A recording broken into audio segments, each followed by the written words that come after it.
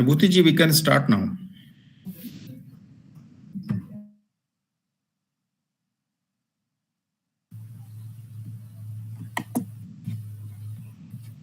Shall we start? Yes, please. Okay. I hope all the speakers are there. Satish ji, I saw Satish ji, and Dibanjan is also there, right? Yes, Anubhuti ma'am. Yes. Okay. So, very good afternoon to all of you. And I welcome students from all the departments: Hindi journalism, radio and television, advertising and public relations, Urdu journalism, digital media, and English journalism.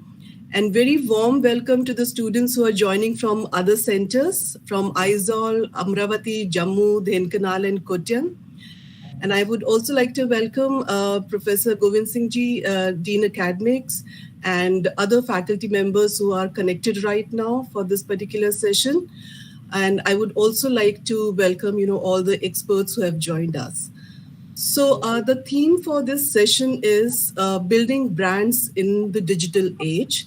And to discuss this very important topic, we have an excellent panel. We have with us Ms. Manisha Kapoor, who is CEO of Advertising Standard Council of India. We have with us Shri Satish Namutripad, who is Director General of Central Bureau of Communication. And we have with us Dibanjan Chakrabarti. He leads the digital advisory practice at Edelman, India. We do have a lot of students at Edelman. So a very warm welcome to all the speakers. Well, while all these speakers, they are coming from advertising and public relations and communication space, but they're working in different offices, different areas, and they'll be bringing in different dimensions to building brands in digital age. So you'll be talking about ethical issues related to advertising, when Manisha will be talking about the role of Advertising Standard Council of India. Then we have Satish ji. He'll be focusing more on government communication, which is extremely important in today's time. So this is what we have. But before I invite the first speaker, I would like to put things into perspective and just a little bit on what we are going to deliberate upon in the next 1.5 hours. So see, we are all living in a time when everything is changing very fast, and new technologies are coming up, new applications are being developed, and because of these new technologies, new applications, a lot of changes are happening in all the areas in media and entertainment sector, whether it's advertising, public relations, corporate communication, journalism, everywhere. And if you look at the jobs, some of the jobs will be lost. And this is something which we have witnessed in the last 4 or 5 years. And because of, automation, because of artificial intelligence, this has happened. But at the same time, a lot of new jobs will be created. Yesterday, my book was released. I was extremely happy about that, New Media Journalism. And in that, I'm talking about, the new job roles which are coming up in the field of journalism. And what I had done in that is that I have taken New York Times and the kind of job roles which they are advertising. So, for example, they are advertising for manager search and personalization, which we have not even heard of this thing before. Advertising analytics, Instagram staff editor, inside product manager. So these are new job roles which are coming up right now because of the new technologies and because of how newsrooms or like people in the communication sector, they are embracing new technology. So this is something which is happening, which means that the many new jobs will be there. But if you look at the present scenario, almost every job role will change, in the sense that everyone, those who are already working in, journalism, PR, corporate communication, they have to upskill themselves, right? And this is something which we had done at the time of the pandemic. We had conducted a lot of training programs on how to use new technologies for the people who are working in the industry also. So this is something which is happening right now. And brand building in this context is going through a massive change. Remember, there was a time when we used to say that, in advertising, And the most important function of advertising is to have that top of the mind recall, which means, if you're talking about any product or a service, if you talk about that category, that person should be able to recall your product, which you are advertising. Not anymore right now, because nowadays we're talking about the top of the mind recall of not people, but top of the mind recall of the search engines. For example, if someone is searching for any product, say for example, if someone is searching for Communication Institute, what does search engine says? Whether the search engine says that, Indian Institute of Mass Communication is, one of the leading communication school in India. So these are the things which are happening right now. These are the changes which are, happening right now, because we don't want that the people should have that top of the mind recall. We want that when someone is searching for something on search engine, information about that product should come on first search engine result page. And this will change the entire game. And this is something which is happening right now, even in journalism and in advertising and public relations. And the reason why it is happening is that because, we are all living in a micro moments, all of us. Think about, how you make purchases. The first thing which comes to your mind, say, for example, if you have to make any purchase, or maybe like you want to buy a book, or maybe like you have to visit a one particular place, what do?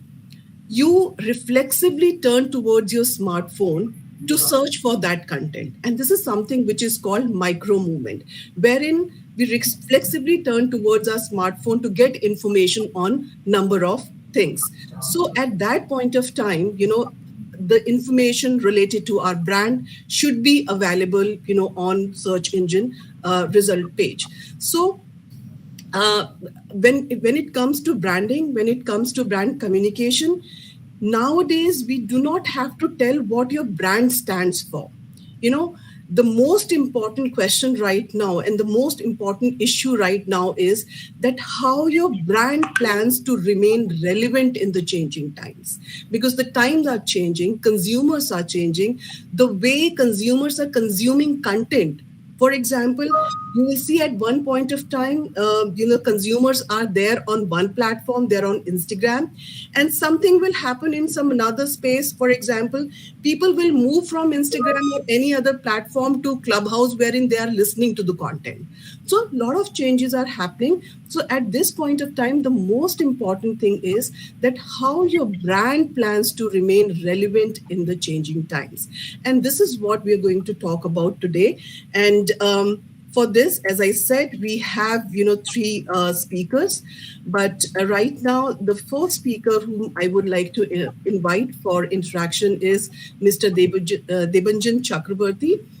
He leads the digital advisory practice at Edelman India and brings in 16 plus years of experience from both brand and agency side of business.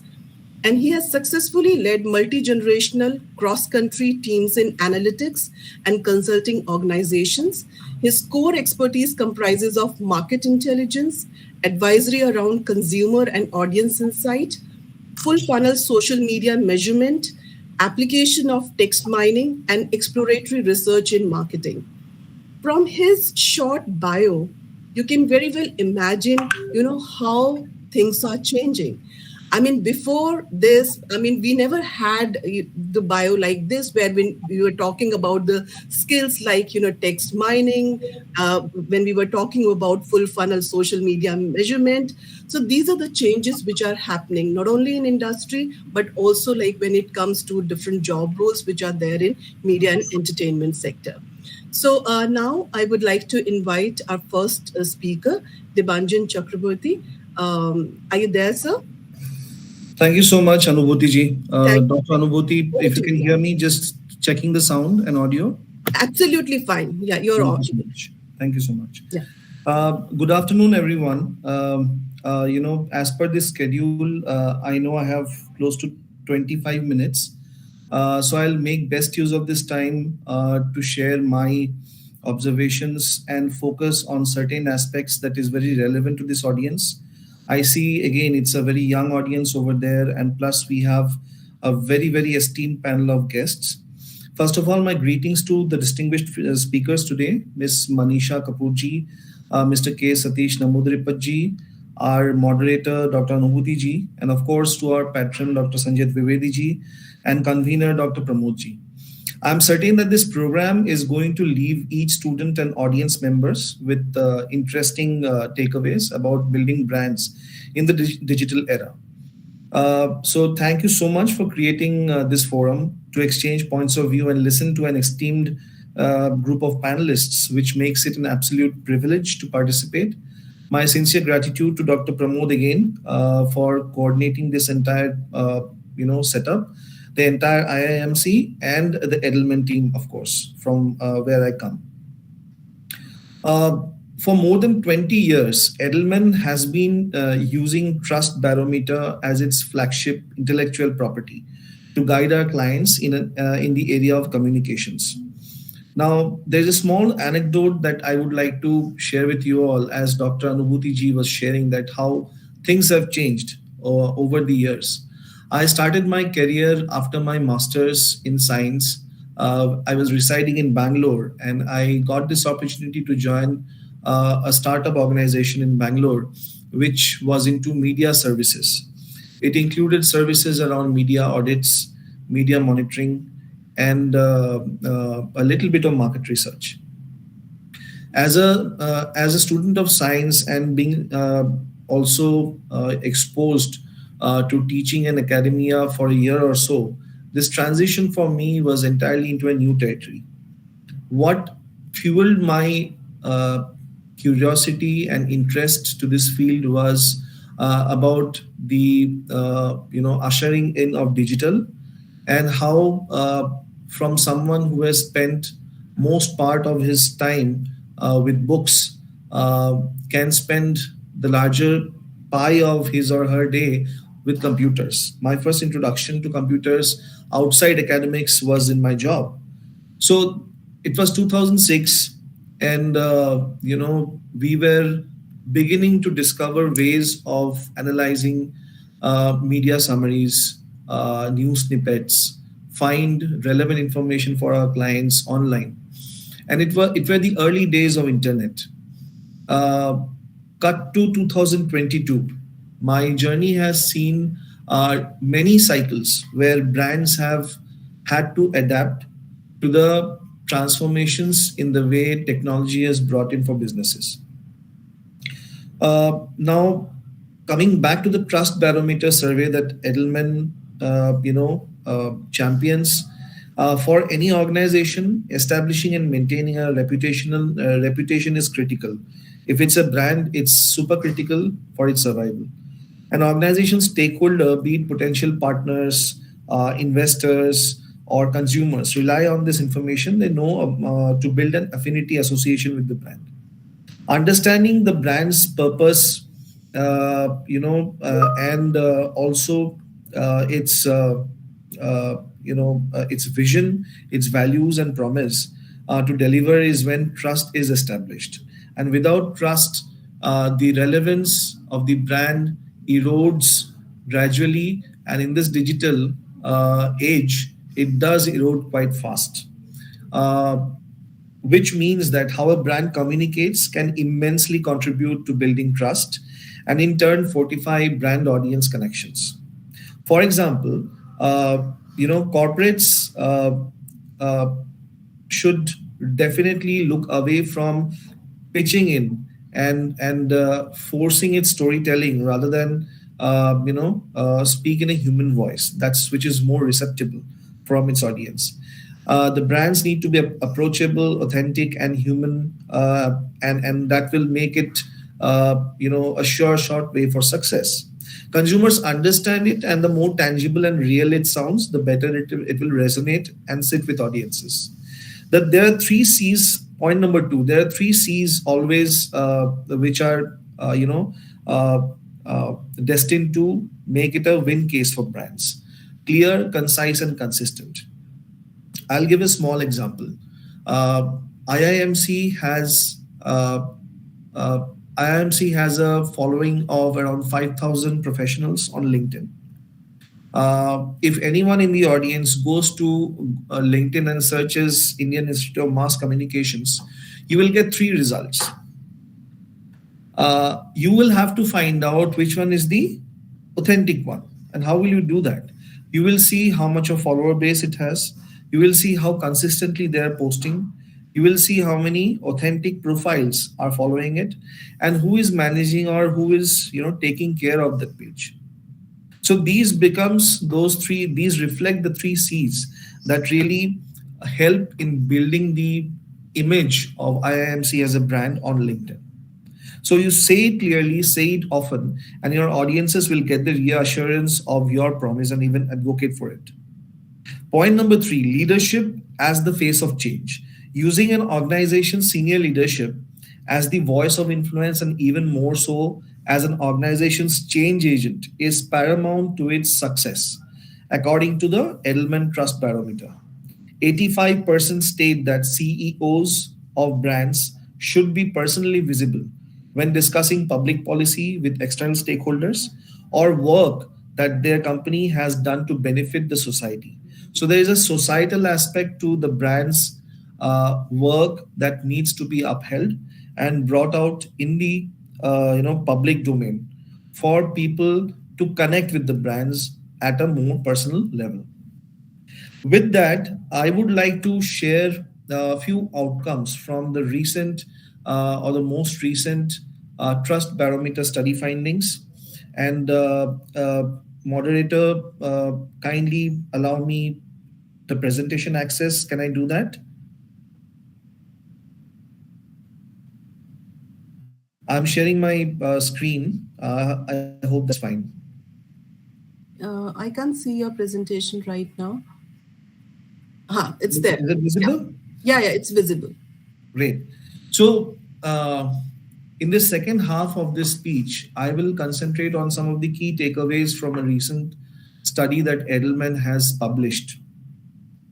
As I said, for more than 20 years, Edelman has been advocating the value of trust that brands and organizations must build in order to stay relevant and in order to adapt itself to the changes not only in the digital era but the era or the emerging trends which are on the horizon.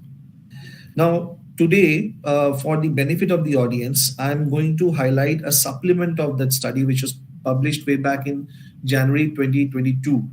But recently in August, we have published this where, we have discussed how brands should behave in a feed-first world. As Dr. Anubhuti ji was clearly and very rightly saying that, when you are in a purchase journey where you're about to make a decision, you always fall back on your smartphones. That's your window to the world. What do you do then? You look for any of the top three, ways of getting reviews. One, you look for recommendations from influencers.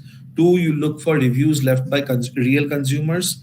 Three, you actually try it out. Nowadays, you have, because of technology, you can actually try out the brands in a augmented reality or a virtual reality if you have the hardware.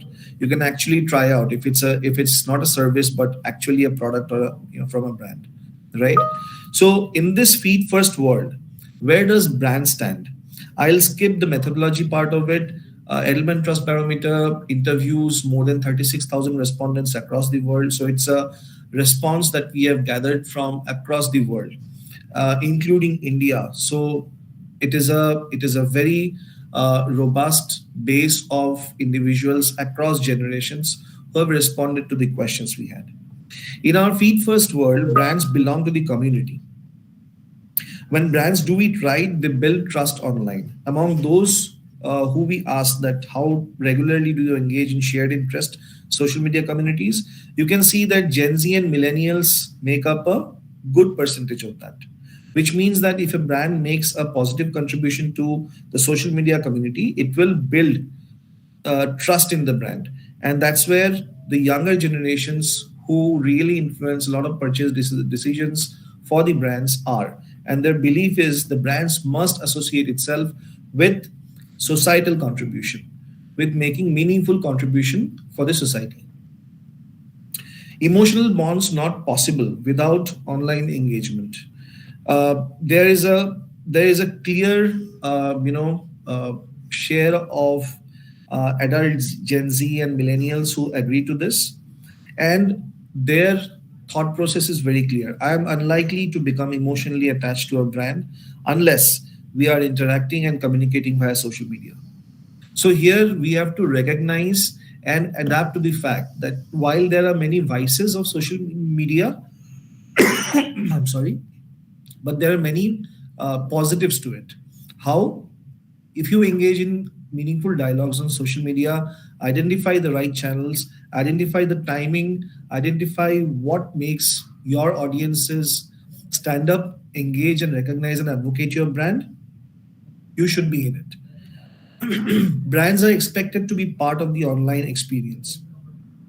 Wherever the consumer goes, whether it's on a smartphone, whether it's on a brick and mortar store, they expect the brands to be there personalizing their experience. So, irrespective of whether, a person is on the mobile phone or in a store, the person is always expecting the brand to hit the touch point where they are and engage that person right there and right in the moment. Dr. Anubhuti ji just mentioned this point as well, that it's a very these are the touch points are now very point in time in the journey.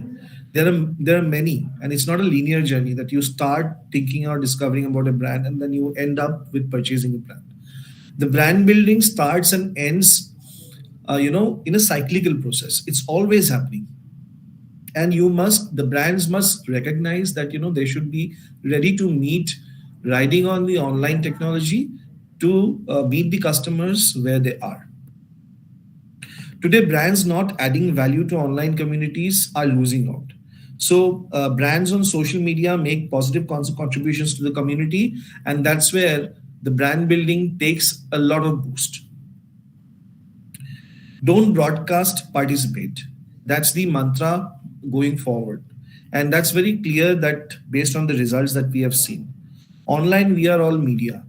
Whether you are a YouTuber, whether you are a singer, musician, famous movie, TV actor, social media celebrity, comedians, entrepreneurs, regular people, athletes, experts in specific areas, you're all media. And, if you are interacting with your audience on behalf of a particular brand, your personalized content brings out much more levels of trust of the audience with the brand rather than the brand speaking directly about and advocating about its products and services. So it's not overly pushing the message, but it's all about how do you activate the influencers in the community about talking authentic and original stories about the brand. Online, we share our value with the world. So, among those who regularly post or create their online content, the reasons why they do so are to express creativity, share life with the community, bring about positive changes in the world, and have opinions that need to be heard. So, you can clearly see that it's less about the brand's products, but it's more about the brand's commitment to create value for the society, value for the world at large. Let me take a quick pause here and check with Dr. Anubhuti ji how we are doing on time. Yeah, that's absolutely fine. You have 10 more minutes. Yeah, you can go ahead, please. Thank you. Thank you, ma'am. So while we check that, online we share our value with the world, brand stories embedded in the content we share must be put forward. So when the respondents were asked that what makes you to stop your thumb while you're scrolling your smartphone and looking at a brand's content, and what makes you to share it forward with your friends, with your followers, when they are asked that, you see that mostly for the younger age groups, the Gen Alpha, which is age 14 to 17, Gen Z, Gen Z 18 to 26, and millennials 27 to 41. They gave top four reasons. One, entertain people, things which are we say as unadulterated entertainment, which has very clear ways to celebrate things, keep people informed about causes important to me. If you are aware of any cause, if you are committed to any cause, any social cause or any organizational cause, if you see that the brand is creating meaningful content, you always have a tendency to share that with people. Inform people about new products and brands. So if the brand delivers a story that talks about its products instead of just bombarding you with messages which talks about inhuman, I mean, inhuman will be a wrong word here, but in inability to personalize the brand's story behind its products. If the brand does that, that really does not appeal to the audience. The audience really appreciates when the brands authentically tell stories about the brand and talks it through experiences for its audiences. Maintain my relationships with my online friends. The brands need to also recognize what does it take to make sure that the people remain connected in their community. Are you giving them common agendas? Are you giving them shared agendas for them to interact with one another? It's not always about the brand itself. It is about the customers. It's about the consumer's way of life. It's about the consumer's lifestyle. That too depends on the country, on the market. Like for example, India is a vast market. You need to understand the different the different nuances of the demographics, the lifestyle, the food, the culture of each state, of each region in India to be able to run successful campaigns. Amplify trusted influence. What does it mean? For younger generation, for most of you who are here in the rooms, the students and the aspirational students, influencers do have power. There's a raging debate going on online where the camps are divided into two parts. One where there is ranting and there is criticism about the way influencers are handled. On the other side, there are excellent examples where brands are really activating influencers to message, to create stories, and to create messages that resonate with the audiences. Influencers have the power to shape brands across generations. You can have influencers, or brands can activate influencers in the brand building exercise or in the brand building journey. But that differs for different generations. You cannot have an influencer who is suited for the Gen Z or the Gen Alpha to go and speak or advocate about an experience of a brand to a older audience group. So you have influencers across different segments which fit the bill, which fit the requirements of each of the age groups. And that really matters when the brand is being built in the digital era. Influencer voices trusted even with paid. I said about two camps here. One camp that criticizes influencers, one camp that really does good job in recognizing the efforts influencers or content creators put in. But the study, based on Edelman's Trust Barometer, the study found that among those who follow influencers, percentage who agree, the younger generation does believe that even if an influencer is paid to do a partnership, and now we have regulations where we say that influencers must transparently disclose whether they are partnering with a brand. Transparency is a key factor in deciding the success of a content. And the younger generations have stamped their approval on that. So if you are transparent about your partnership with an influencer, if you see that it has been clearly displayed and communicated while the content is being shared and amplified across platforms, the belief and the trust on brands only gets consolidated, only gets fortified. It is not harmed. Influencers change our lifestyle. I'll not speak much about this, but this is a empirical observation based on the responses we have received. Influencers change consumer behavior. Among those who follow influencers, percentage who say that it does change their behavior are high. So you see the younger age group, but at the same time, millennials. For example, I'm a millennial sitting at almost at the brink of my, you know, my upper limit of the age.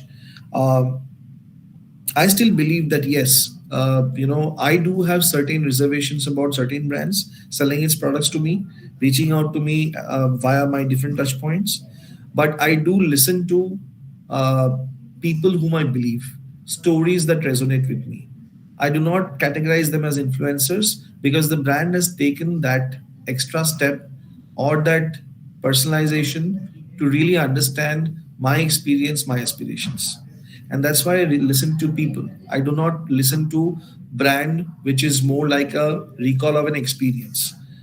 People make it much more easier for us to recall that experience that the brand provides. Be an active brand. Last but not the least, the brand has to be active. How? Entertainment is always not enough. Influence is earned with substance. What does it mean? When asked about, the reasons why they engage with brands who activate influencers, respondents said they have entertaining or compelling ways of expressing their thoughts. I admire them, extremely knowledgeable. They are personally meaningful to me. They are inspirational to me. There are therefore several reasons that brand building must involve real people who are not part of the organization, who are outside it, but at the same time, because of their amplified base, they are bringing people, newer audiences for the brand. So the ultimately the brand is building its audience and the follower size, which is more authentic and which is long standing. When you make me better, you have my trust. Brand actions which really help you become a better individual in many ways. How the brands affect you, the brand gains the consumer's trust. So it's a value exchange.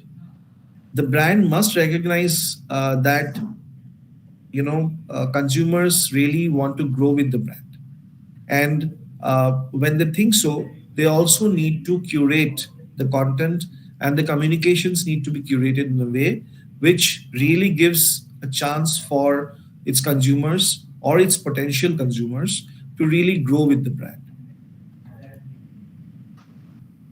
Make a difference to the community that has been discussed. Together we can do more. If you have common grounds, shared agendas, large percentage of respondents really believe that across issues such as climate change, poverty, racism, information quality, gender inequality, all these are some of the top 4 5 issues that are plaguing all societies at large, across the world, across continents, across countries. If brands stand up and take an definitive action to solve this, the consumers will always support the brand, and that will ultimately lead to fortifying the brand's image, growing the brand's image, and also making the brand future proof. With that, I'll pause my presentation and the speech, and I'll turn it over to Dr. Abhubhuti for moderating and letting me know if there are any questions. But I really want to thank everyone who paid attention and given your time in going through this presentation. Thank you so much. Grateful. Yeah, thank you so much, Mr. Chakravarti. And many thanks for sharing this Edelman Trust Barometer. We would appreciate if you can share this barometer with Professor Pramod so that he can further share it with the students. I know about advertising and public relations students. They work on different campaigns, and while they're working on campaign, I think this will be a good resource for them, and they can make use of it. So if that's possible. Another thing is, I mean, you talk about the various features which are there, and I could see like the students from the different centers and from different classrooms, they were listening to you. There's only one thing which I was thinking while you were sharing those features, what when we are talking about branding and all. See, it's not only for the advertising and public relations students right now. Remember, yesterday, Professor Sanjay Dwivedi said one thing that nowadays it's not like one is English journalism, Hindi journalism, radio and television, ad and PR. We are talking about convergence right now. And while he was talking about the features, I was thinking about the personal branding also. For example, you people as a journalist, how can you become a brand? Right, so you can apply this to yourself as a journalist. In fact, like if you look at the news space, there are a lot of journalists whom you can say that they are brands. And the features like brand should associate with societal contributions, you should connect with your target audience, brands should personalize their experience, they should contribute to online communities. This is applicable for each one of you. And in fact, whenever it comes to you, please have a look at it once again, read it once again, and you need to find out different ways to apply it to yourself as a journalist and also like the campaigns which you'll be working on. So thank you so much, Mr. Chakrabarti. And now, see, when we are talking about the brands and when we are talking about the advertising campaigns, especially for the products and the services, something which PR agencies and advertising agencies are doing, we're still looking at the audience which is limited. We're still looking at the audience which are segmented. But when we look at the country like ours, right, and when we talk about the government communication, we are actually talking about communicating with the entire population, and this is something which is extremely difficult, and we have witnessed this in the past. Say for example, at the time of the pandemic, when the government of India was trying to convince people of India that all of you should be vaccinated, right, it was a huge challenge. So this is something which we are going to talk about right now. And for this, we have with us Mr. Satish Nambudripal. He's an Indian Information Service Officer of 1991 batch, and he's currently Additional Director General of Central Bureau of Communication, which provides 360-degree communication solution to the ministries, department, public sector undertaking, and autonomous bodies. And he's been Additional Director General of Indian Institute of Mass Communication. So he was there when the last batch was there. And he has been Private Secretary to Union Minister for Food and Public Distribution, Director Secondary Education, Registrar Copyrights of India, and Deputy Press Secretary to the President of India, Shri K.R. Narayanan. So a very warm welcome to you, Satish ji. So you're coming back to the family? That's right. Yeah. So over to you, sir. Thank you, dear Professor. It's always a great pleasure to be in the midst of young friends. And the distinguished panelists, Mr. Chakrabarti and others. I'll not go to what they have mentioned or to whatever issues that have been flagged by Professor Dwivedi, Anbhuti Yadav. I've been an alumnus earlier in IMC nearly 30 years back, maybe at a time when none of the students who are sitting in this classes were even born, And recently, I've been ADG Planning and Coordination in Administration in IMC, and very fondly recall planning and coordinating these kinds of events, the orientation program, etc., in the last 2 years. I should compliment IMC. It's very, very dynamic and active DG, Professor Dr. Dwivedi.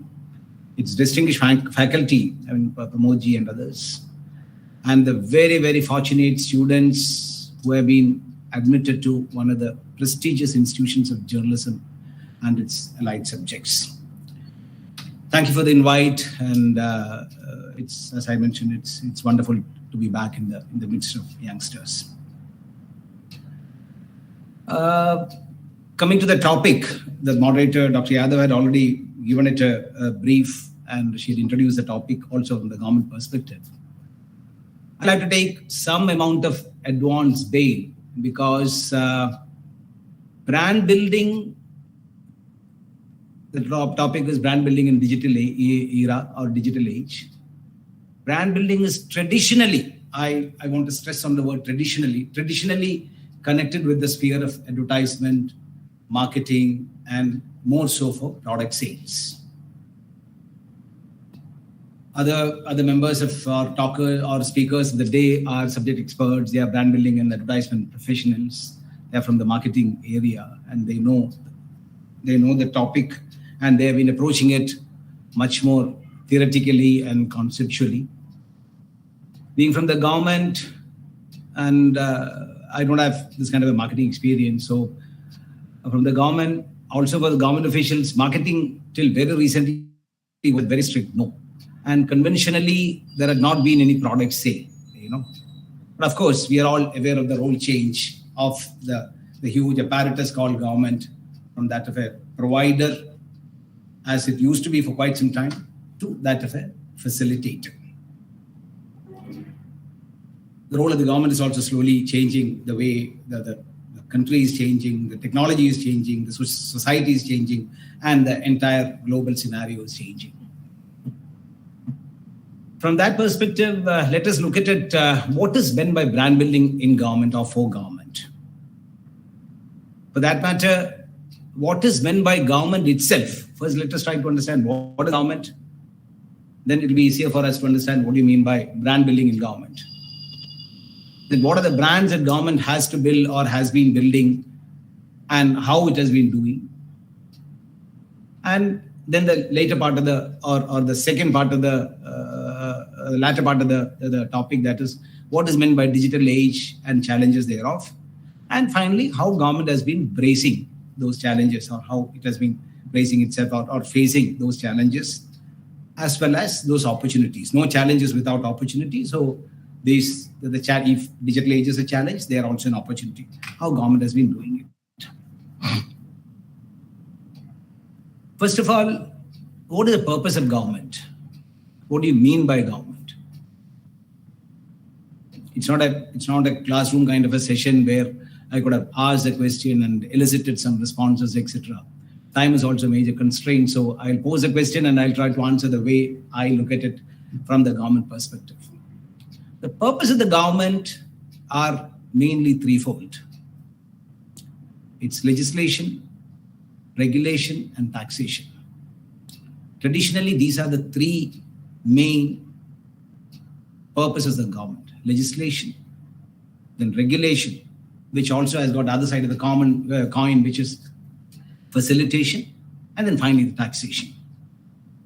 And communication has become the crucial determinant of the effectiveness of all these three handles, or all these three work, all these three job, or all these three functions have been properly packaged, has to be properly packaged in the form of a communication. So, because there is a primary or primordial reason for it also. That is again connected with the larger question of what is meant by government. To understand that in a country like India, the size, the complexities, the variety, etc., etc. India is not a Singapore. India is not a Dubai. India is not a Qatar. India is not a India is not a US also, or for that matter, Australia, which are much, much larger, much huger, much bigger than us. But the population-wise, it is much, they're everywhere, it is much smaller. The only comparison that we can do is with that of China, and where the governance pattern is also totally different. So it is, again, democracy has been our strength, and we have been doing through that. In such a scenario, what is meant by government? I'm not looking at a political scientist analysis or a definition of government. In a country like India, with its sizes, complexities, various barometers of development, etc., let us understand that by government or governmental actions, it is a symbol. I'm using the word very carefully, kindly listen to that. It's a symbol of the sovereign state's intention to do good to the people.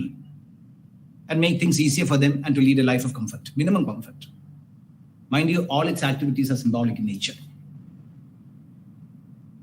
We don't have much time to explain the whole thing. With 2 hours, we could have done it with an interactive session in classroom session. By rail connectivity, or by razor shop, or by a police station, or a court of law, or a National Human Rights Commission, these are all government symbols to take care of certain aspects. With population, burgeoning population and large number of people, more number of people than it can serve any of the institution, there are problems. So kindly understand that that is another major limitation when it comes to government as a brand building, when it comes to communicating regarding its brand building. That is a topic that I was connecting. As I mentioned, the 3 major points are we are less into the product. Government is less into the product. Of course, the public sector undertakings are there. There is a SAIL, or there is an ONGC, or there is a National Textiles Corporation, or there is a TriFed. All kinds of agencies are there who are selling their products. But government per se, the sovereign government, that is the Home Ministry, or Ministry of Industries, or Ministry of Defense Ministry, or the Prime Minister, or the Chief Minister, or the Governor, they are not into the product sale at all. It is more of services, behavioral issues, and attitudinal changes. Facilities that are being extended to the people, either with reference to the legislation or with reference to the regulation by the other side of its facilitation or taxation, and connected thereof, issues with that. As I mentioned, size, scale, and reach are its major manifestations. I don't want to use the word problem, advantage, or disadvantage. This is what I mean. India, our strength is that we are so huge. Our strength is that we have so many people. Our strength is that there is tremendous variety, so many languages, etc., etc. I'm not here to take a class on India. Scale, size, and reach are all its activities. As it is not about product, it is not about profit also. It distinguishes what the governmental actions, governmental activities, governmental communication, governmental brand building, all are different from a Unilever or a XYZ, Adani's Gas or whatever. I mean, or Nestle or whatever. Government's actions are not into profit making. Profit is not its motive. It is egalitarian in an approach, and it is meant for the entire country. Dr. Anubhuti Yadav mentioned about the size and the segmented versus the transcendent approach. And what is the advantage and challenges in this? The sense of ownership that each one of us feels about governmental actions. Horlicks as a company, they comes out with their Hindustan Lever or Unilever, whomsoever, they come out with Horlicks as a product, and one bottle of Horlicks turned out to be bad and there is a cockroach in it or whatever. It is against the company, But in the government, when it does, every one of us feel that we've all been cheated. Because you are part of the government, we are the government. We make the government. When a road goes bad, we feel that everybody is answerable to me. It's a larger question of your sense of ownership, rightly or wrongly. I'm not criticizing that. I'm only giving that perspective. I'm not saying that you should not criticize. No, sorry, I didn't. That is not what I said. Every action of the government, that is why, because we all feel that as taxpayers, as citizens of this country, we have a genuine right and participation and answerability or authority to question each activities or actions of the government. Then, that being the case, it is all the more important for the government to build its brand. By brand building, I mean communicating or talking about what the government as a whole is doing. It enables to increase trust in governance. Why should you do that? Government communicates a lot about programs, policies, and services, as I mentioned. All its brand buildings are about that. It's also about the rights and responsibilities of the people. Have you thought how it is being done? It is common about any kind of brand building. Private sector advertisement and Edelman's trust cautions that Mr. Chakravarti was all mentioning. He had not used that word, so that is why I am doing it. What is the methodology of this brand building? It is through persistence. Persistent action leads to behavioral changes. Keep saying the same thing off and on. Government also does the same thing. One piece of advertisement will not make any change. A series of them. Be it in when a new product is launched and you see it continuously. Any private, what do you call it? Good or goods that the private sector people or any manufacturer is doing. Forget about the private sector. Any manufacturer is doing, they'll be sold. Continuously it is there. Persistence is the and that allows in behavioral change. That leads to a behavioral change. Be it in the case of this Swachh Bharat or digitization of payment or ease of doing business or startup, Ayushman Bharat, all kinds of government schemes, Atal Bima Yojana, Ujjwala scheme, etc. Dime a dozen, They're all done through persistent action, bombardment of messages. How is it done and what is the kind of, by way of some kind of, the digital age part of it. In order to do that, what are the challenges that a government or any product advertiser or brand builder has to do?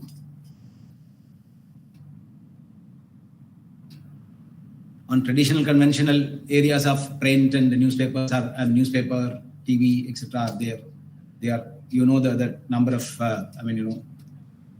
the total number of, there is an institution called RNI, Registrar of Newspapers of India. It's a title to the newspapers under the Government of India and under the Ministry of Information Broadcasting. The total number of titles which it had given to newspapers or periodicals to operate in this country. Any guess? Anybody? It is 160,000. So traditionally, actually 160,000 newspapers and periodicals are operational in this country. 36,000 of them submit their annual returns. They are more or less active. 7,000 of them are empaneled with the formerly known as DAVP or currently Central Bureau of Communication, which I represent, where we give advertisements, paid advertisement. I'm not talking about the government agencies and that is what we do, what various, that is entirely different session. If Dr. Yadav allows me a time, we can talk about that later. What is the way in which the ministry or the Government of India, through its arm called Information Broadcasting Ministry, how does it talk to people, interact with people?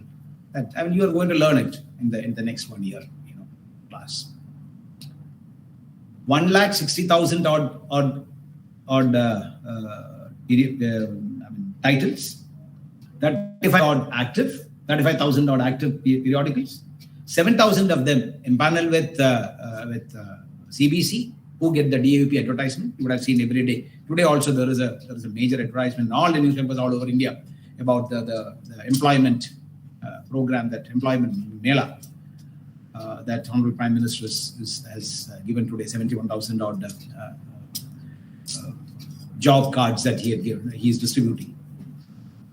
On the sociological, this is on the traditional and a surfeit of TV units also, TV channels also. Nearly 916 are the number of channels who have got uplinking, downlinking permission in this country. of which nearly 450 are news in all the languages. So you can, and they're shouting and the debates and whatnot, etc., etc. This is on the traditional front.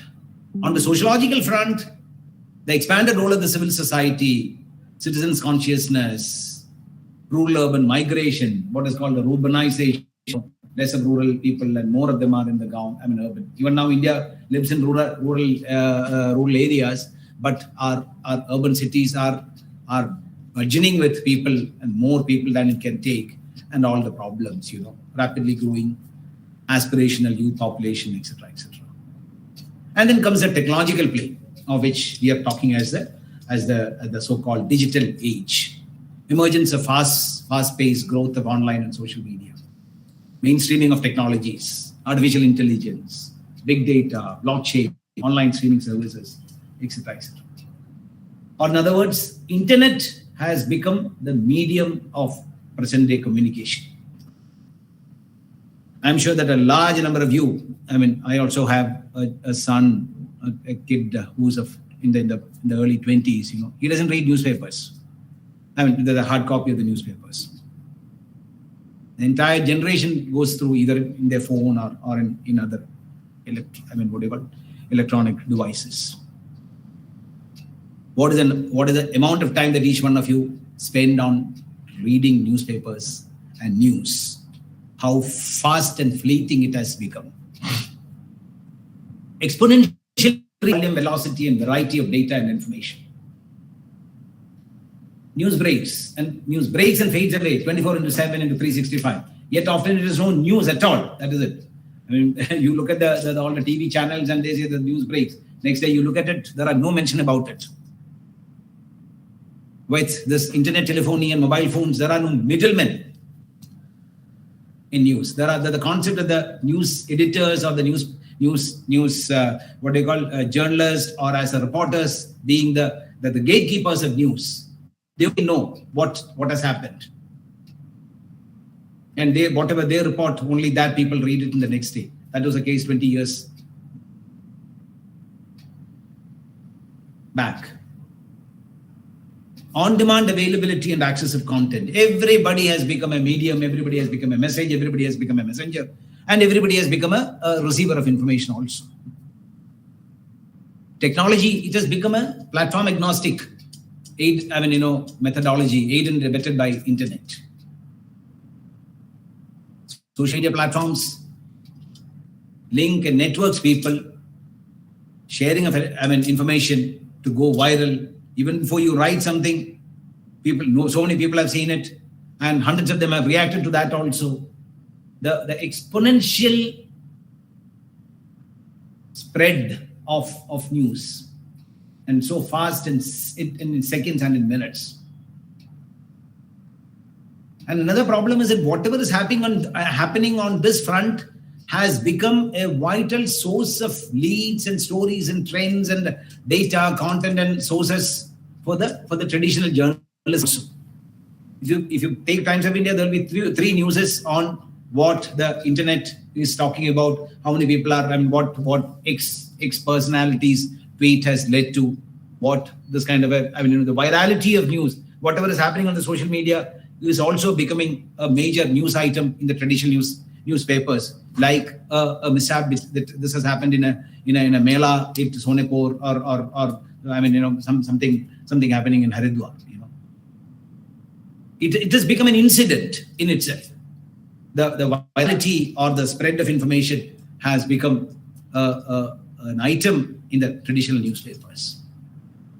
I'm sure that you would have heard the word VUCA. VUCA, world of communication. Volatile, uncertain, complex, and ambiguous. Kindly Google that. You will see all kinds of news about that. VUCA. V for volatile, U for uncertain, C for complex, and A for ambiguous. The brand building experts or the communication experts challenge us to convert volatility into, or that volatile aspect into vision, a clear vision, uncertainty into a proper understanding, complexity into clarity, and the ambiguity into agility. You have to very agile in capturing the whole thing. How do you do that? For a government communication, it is extremely difficult. Now we should be talking about the SWOT analysis of what the government communication is. I don't know whether we have so much of time, but I'll try to do that.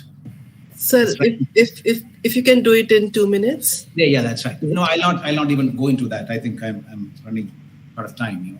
The strength and weakness and the strength of government communication. Let us only discuss that the presence of government structure is most of the major communication platforms. No private sector, nobody can beat the government as if government were a man or a system government is a system, it's a structure. If government were a company kind of a thing, nobody can do that. It has got press, it has got DVP for print and paid news, then DFP for the Directorate of Field Publicity for online communication, what do you call interactive measures, etc. Has anybody thought what are the six media platforms normally people use in brand building? It is basically done through the 6 media vehicles. Any of the brand building exercises being done. One, of course, is print, the gravity of which we have already mentioned. Then AV, both audiovisual and radio and FM and community radio, etc., etc. Then the large firmament or large sky of new media, digital media. It can be through phones, it can be through the internet, digital media. Then it can even be films. You go to film theater, you get that is also new digital media kind of a thing, or the outbound messages, the news, phone, telephone messages, etc. Then there is an outdoor, entire hoarding structures, outdoor publicity, the hoarding or seat back cover. You sit in an airline seat, and behind the seat back cover, you buy a ticket, back by the back of it, you see it. Various methodologies of outdoor messaging. Then printed publicity and mass mailing, PP&MM it is called. People direct mailing kind of a thing. That New India Samachar of the Government of India, making available to people. Then finally the outreach in the ICOP, integrated communication outreach programs, where you talk to people directly, the Nukkad Nataks, which still, direct interaction with the people. These are basically the 6 methods through which government communicates. And what future holds for the government communication or for the brand building guys, let us understand that these platforms have different advantages, audiences, and technical requirements. Everybody swear by the new medium, the digital media. Everybody swear by the brand building in digital era or digital age. But in a country like India, this is the only way, it's the only method? Is it the talk about it or the is it slightly exaggerated? One needs to look at it. I'm not saying that it's not correct or something, What percentage of you see it?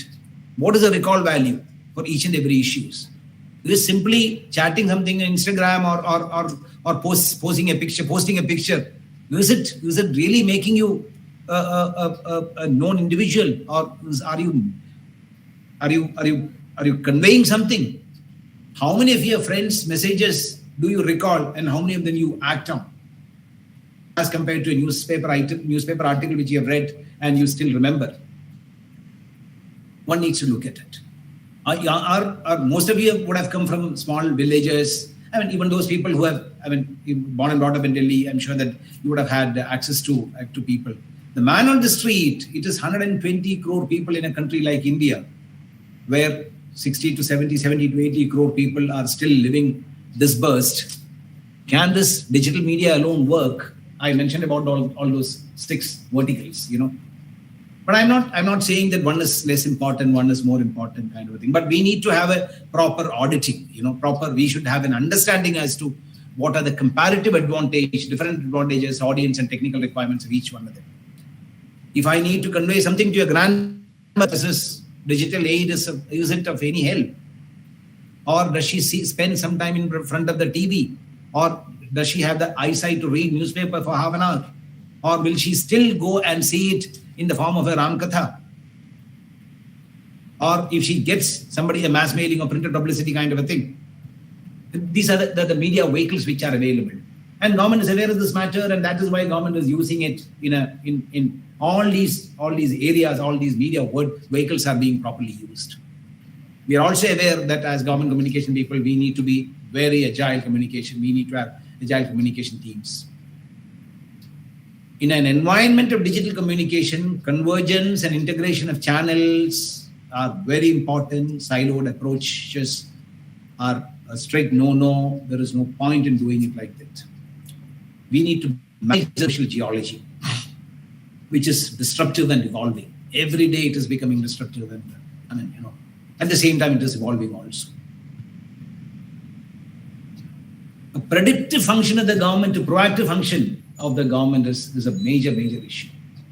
People expect there was a predictive function for the government, especially the current government, in recent India, political opinions, I'm not bringing politics into it. The government communication has got the massive fillip, that the government of India's communication has got massive fillip by the persona called current Prime Minister. We have not come across in recent times a Prime Minister who talks to people so often, so much, so in so detailed manner. When the top man is doing, there is no other go, but the rest of the people also do. That is true of every system, every structure, every hierarchy. I'm not bringing politics into it. Please don't think so. We are only looking at the current government communication scenario. When the boss is interested in certain things, the rest of the people. When in IMC, when DG, he is for something, then the rest of the people, the system works like that. That is true of, the changes of every structure, every system, every hierarchy. The new age brand building team will have to use data and analytics to create real-time actionable strategies also. Mind you, very important issue is that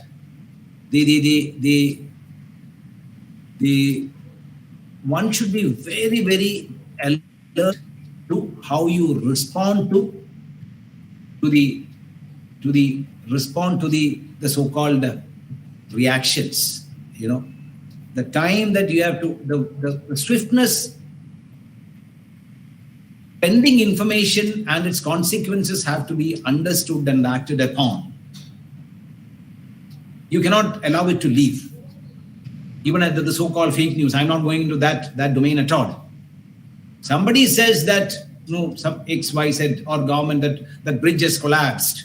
We can believe that no, bridge has not collapsed, it is still there. So bakwas bol raha hai, somebody is talking all kinds of nonsense. Let us not. No, it is not possible.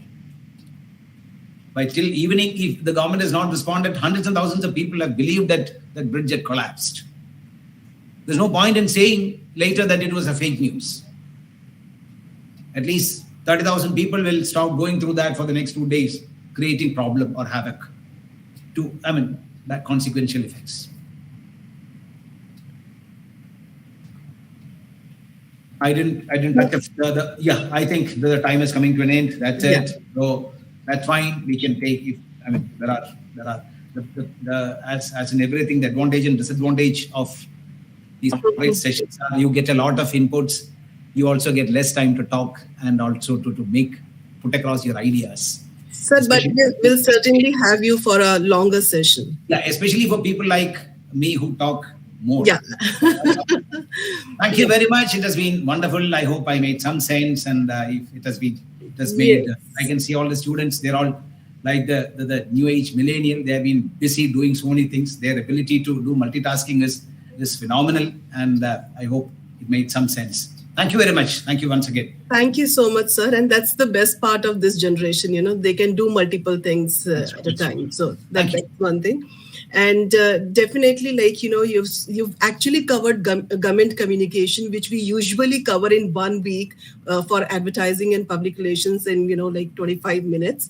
But yes, there are a lot of other things which, students need to know. But definitely, like in the times to come, we'll have more sessions on, government communication. But there's only one thing which I would like to share with students, that, off late, Information and Broadcasting Ministry are hiring number of young professionals.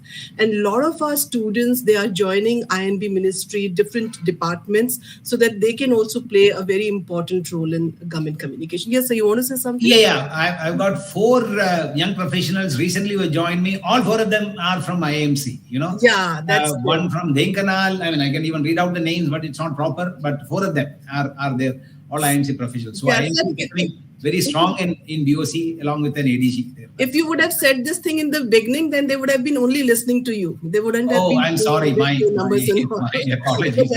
That's absolutely No, I thought in the orientation, people are not about job. I thought that will come towards the end of it. Okay. The placement comes only after 6 months. Yeah. Okay, thank you. Sorry. Thank you so much, sir. And now we have the last speaker for this particular session, Ms. Manisha Kapoor.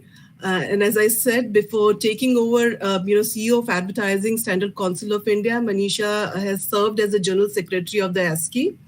And she had a long innings as a professional brand strategist and consultant to businesses and organizations, starting her career with Unilever and then with Johnson & Johnson India. Her grounding has been with the global brands and organizations.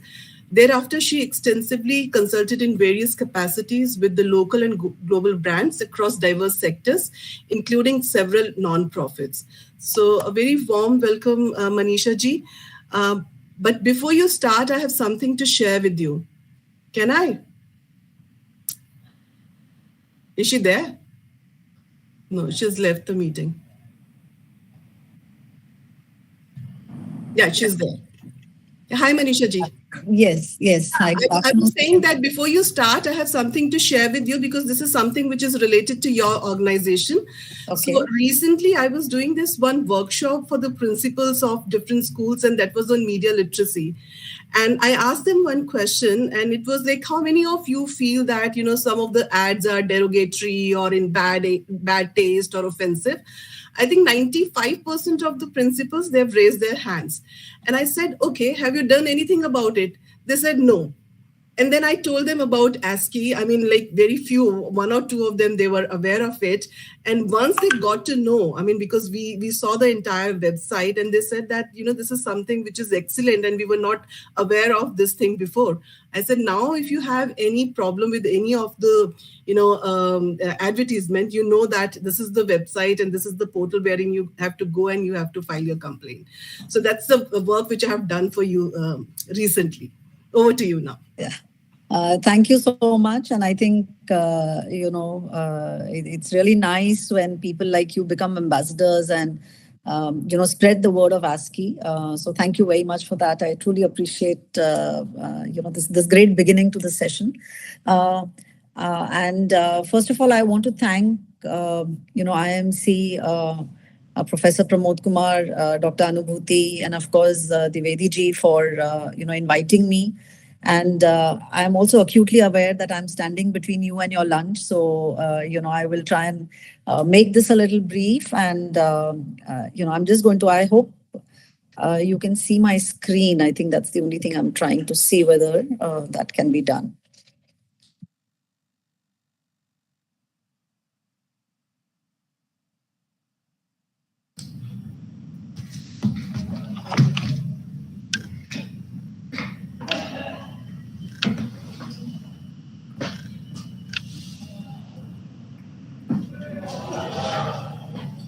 Ramoji, if you can call her.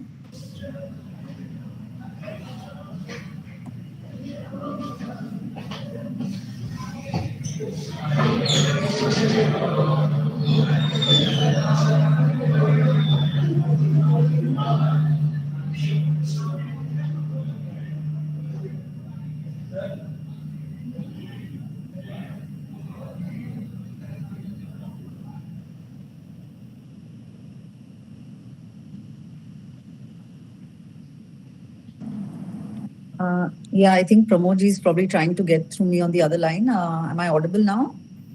Yes, you are audible. Yeah. Okay. I'm not going to take the risk of now running my presentation because I think it's kind of twice, gone back. I don't know, Professor Pramodji, if you have access to the presentation, would you be able to share it, or should I just talk through it? Praveen? Yes, sir. Yes, sir. I am sharing. Yeah, please share. Please share. So today is an interesting, I think, topic.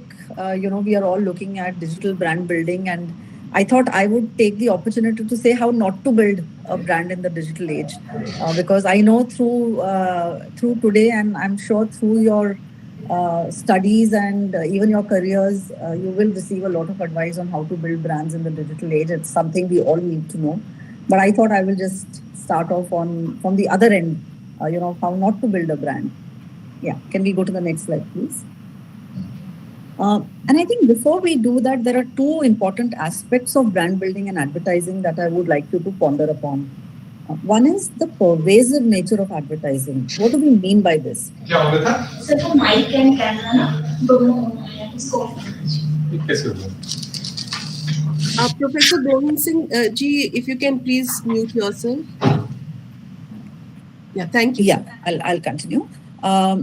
So unlike other forms of media, whether you look at cinema, you look at television, you always think of them as entertainment, right? Whereas advertising does not talk about itself as entertainment, right? When you see advertising, you don't necessarily think this is only entertainment, right? You think that there is actually a message in this. There is something of utility for me. And it creates what we call reality destinations, which means that the purpose of this advertising is how do I persuade you from traveling from your real life to this, what we call these reality destinations of how you should look, how your clothes should be, how your house should look, how you should speak, how you should travel. These are basically the aspirations that it creates, and advertising tries to take you from your reality into these aspirational realities. So one is for us to remember that unlike other forms of media, one is advertising does not showcase itself as entertainment, but actually as something of an achievable reality. Next slide, please.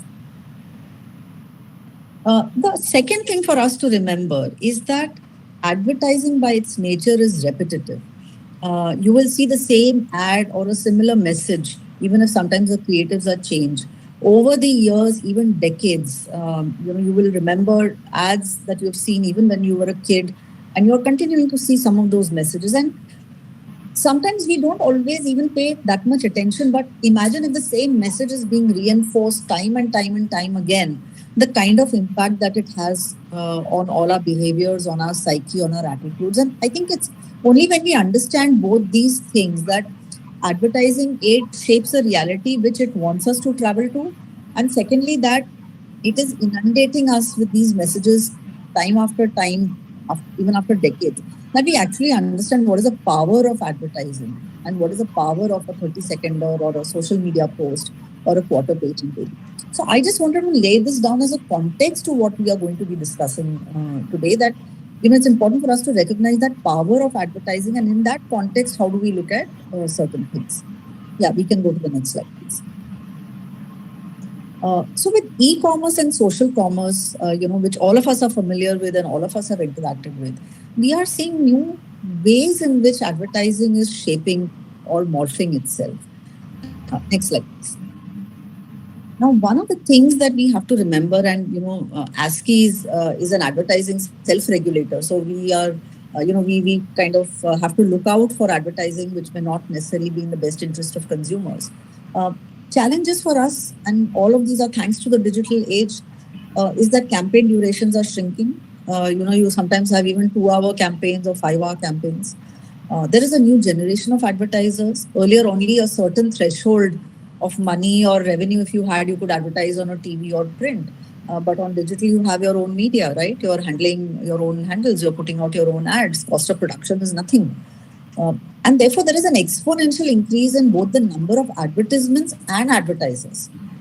And there is therefore a need for real-time monitoring. How are these messages going across in real time? How do we monitor them? ads that mimic content. Today it will be very difficult even for you as students of advertising or marketing and being very familiar with digital age, of advertising and content that actually look like each other. It's very difficult to make out. Where does advertising stop? Where does content begin? And also the sheer volume of advertising. As I mentioned, it's almost like an infinite ocean of advertising that we are all exposed to today. Next slide, please. Now, one of the things that is deployed, and which is what I want to talk to you about today, is something called a dark pattern. And these are something which you will see in a lot of digital advertising. So a dark pattern is a user interface which has been crafted to manipulate or steer your choices in a direction which perhaps you did not want. And I'll share some examples with you and this will become more clear. And the user experience designer, Henry Bignell, kind of coined this phrase way back in 2010, when some the preliminary forms of this kind of advertising and social media took place. But this is becoming increasingly more common, and especially when it comes to social commerce or e-commerce. And I'll take you through some examples. Yeah, let's go to the next slide, please. So Michael Craig is another UX expert. UX is basically user experience or user interface, which is how you're interacting with anything which is digital. And, has a few suggestions. So we see examples and what brands should not do and what they should do instead, in the following slides. Yes, we can move to the next slide, please.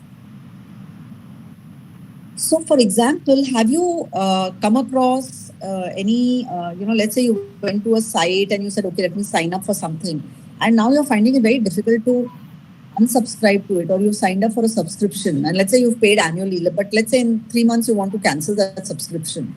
How do you cancel, something which you have signed up for? Becomes a huge, so it's almost like you can get into the service, but it's impossible to leave the service. This is a kind of dark pattern, and it's only because the cancellation options are so obscurely placed or so hidden inside terms and conditions that as a reasonable consumer, you will never be able to even find those out, let alone act upon them. Yeah, we can go to the next slide. So this is one example. Another example, and I'm sure all of you have faced this, I certainly faced this when I order some food on online platforms, is that you order something thinking something is 100 rupees. By the time you've checked out, it's 300 rupees. Because there are lots of charges which get added, and these charges are not made transparent when you're actually taking the decision to buy something, which is at the time of the choice making that you're doing. And a lot of things are put into their shopping cart when you exit. Now, this again becomes an unfair way where consumers are taking decisions in the absence of complete information about pricing. And pricing, as you all know, is a very important part of decision making. So this is another kind of dark pattern which is being used. Let's move ahead, please. Nagging. I don't know how many of you have faced this, but sometimes when you're going through a website, repeatedly you will have a pop-up which keeps coming, and unless you say yes to it, it does not go away. So, or auto-playing audio. Sometimes you're listening to something, automatically an ad will start playing, or automatically some audio starts playing, and it distracts you from what you had come to that site to do in the first place, right? So again, the option is, can you delay these pop-ups at least till the consumers have been on the website for a few minutes at least? Then you kind of put your ad. Otherwise, in like 5 seconds, you are inundated with pop-ups. Next slide, please.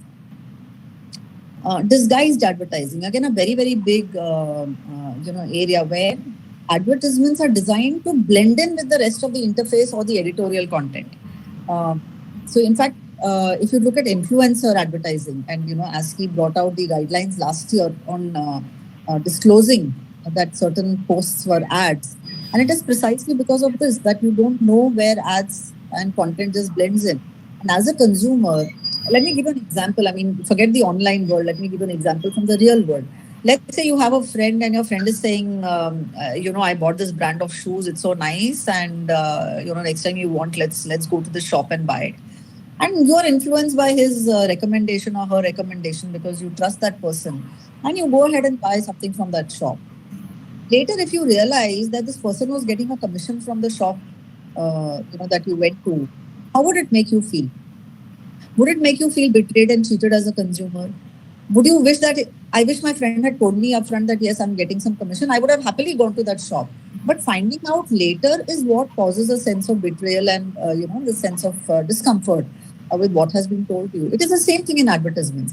If you upfront tell me this is an ad, it's fine. Later on, after taking action, I find out that actually someone has paid you to give this message to me. I feel cheated. So this is one more form of dark patterns. Yeah, let's go to the next slide, please. Interface interference. Okay. Now, for example, again, many of you would have seen this, that when you want to sign yes or no, it gives you two choices. Often the no is hidden behind or it's subdued, where the yes is made into bold colors, very bright. So it is an interface which is trying to steer your attention to a particular kind of choice to be made. Okay. Instead, why can't all options be presented fairly to consumers and let them choose what options they want to do? Instead of highlighting certain options which are in the interest of the advertiser but not necessarily the consumer. Yes, next slide, please. Forced action, again, in a lot of cases, let's say they ask you for some information, and only if you fill in that information, you can go ahead. And you have no idea what they're actually using your information from. So, what is the service that you're offering and what are you going to be using the information from needs to be made transparent to consumers. So again, these are online or digital advertising tactics or marketing tactics which are used, which are not the best way of building brands. Next slide, please. Basket sneaking. Sometimes, I think this is now reduced a little bit, but sometimes when you would check out to go to your final basket, you would suddenly see 2-3 new things that have been added. For example, you would see a 2 rupee donation, which may have got added somewhere. Or if you're booking an airline ticket somewhere, insurance has got added. And you have not realized when all of these have come into your, you did not actively choose these. But for some reason, they have formed part of your basket.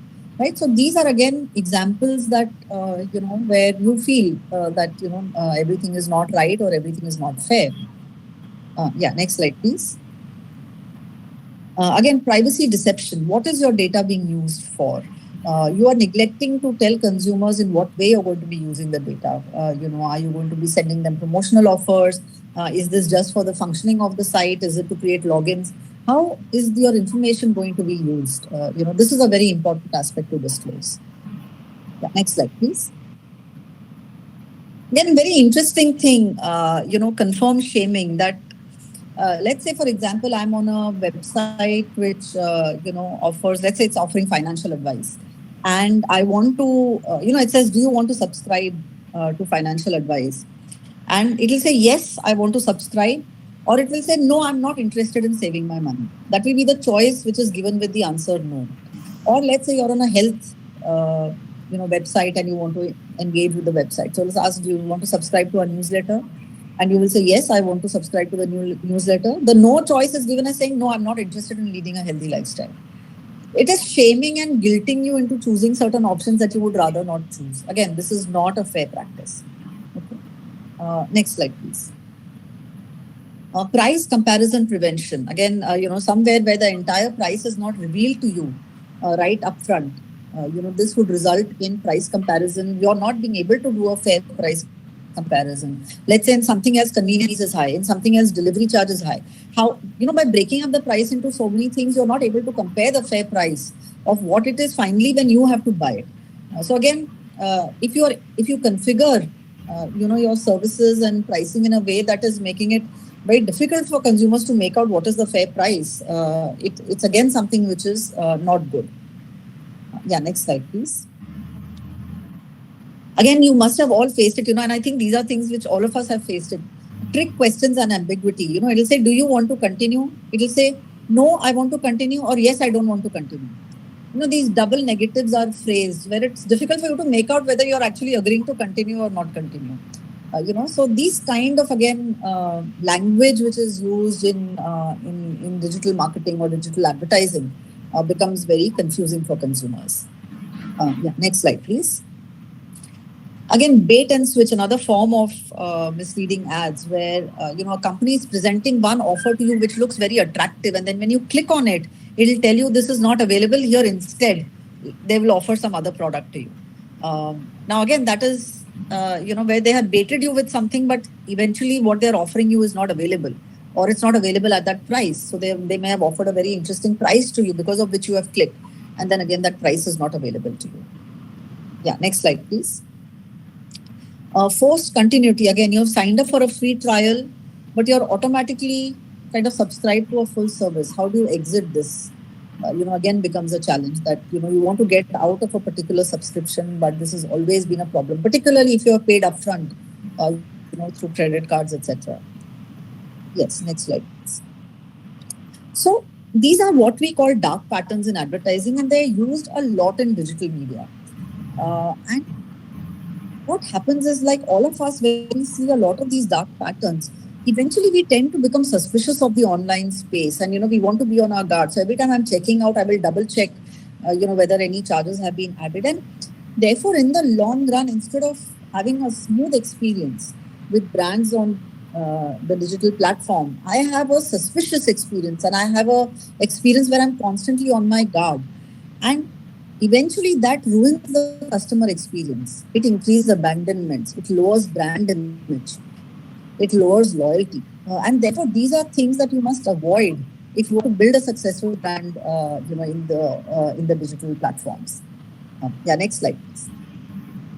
So just as an example, one of the patterns I spoke to was about disguised advertising. Now, 29% of the ads which ASCII, processed last year were of this format, where influencers were talking about products but not declaring it as an ad, where they were in fact paid for it. And you can see some of the categories that we looked at. So this is something which is under monitoring. This is something which spoils consumer experience for customers. It makes them suspicious of the online space, and that is a sure shot way of killing your brand online. And therefore, if you refrain from such practices, chances are that you will build a successful brand. And I'm sure you will have a lot of guidance in terms of what specifically you can do. But I thought in this quick session that we have, that I would also tell you what not to do to build a successful digital brand. Thank you very much. If there are any questions, maybe we can take them in the next couple of minutes if Dr. Anubhuti allows, or, of course, you can always write into to me later. Thank you very much. Thank you so much, Manisha ji, and thank you for sharing this dark pattern. I think this was also much needed, because we've been talking about, digital media, use of digital media for brand building. But there are a lot of malpractices which are happening. And I think as a student of communication, they should be aware of that, because, if you do that, then, the trust of your audience won't be there. So thank you so much for sharing that. We won't be taking questions because I know that all the students are waiting for their lunch. I could see some of the faces. So what we can do is definitely we'll have you once again to interact with us students for a longer session, and then you can have more interaction with the students. Now I would like to invite my colleague, Dr. Pawan Kondal, for the vote of thanks. Thank you, ma'am. It is my privilege to have been asked to propose a vote of thanks in today's session on building brands in digital age. I, on behalf of the Indian Institute of Mass Communication, extend a hearty vote of thanks to the honorable speakers who blessed us with their presence and took out valuable time from their busy schedule. Sri Satish K. Nambudripad, ADG, Central Bureau of Communication, rightly pointed out that the purpose of government, which is based on legislation, regulation, and facilitation. And the communication is the crucial element of these, and they go hand in hand with communication substantially. Thank you, sir, for providing a brief overview of the government and its purpose towards its citizens in this digital age. Ms. Manisha Kapoor, thank you, ma'am. CEO ASCII rightly pointed out that how not to build brands in the digital age, and you have discussed about pervasive and repetitive nature of advertising. And you also indicated the need for regulators to keep pace with the emerging ecosystem of advertising in this digital age. You have briefly addressed all aspects of advertising and brand building. Thank you again.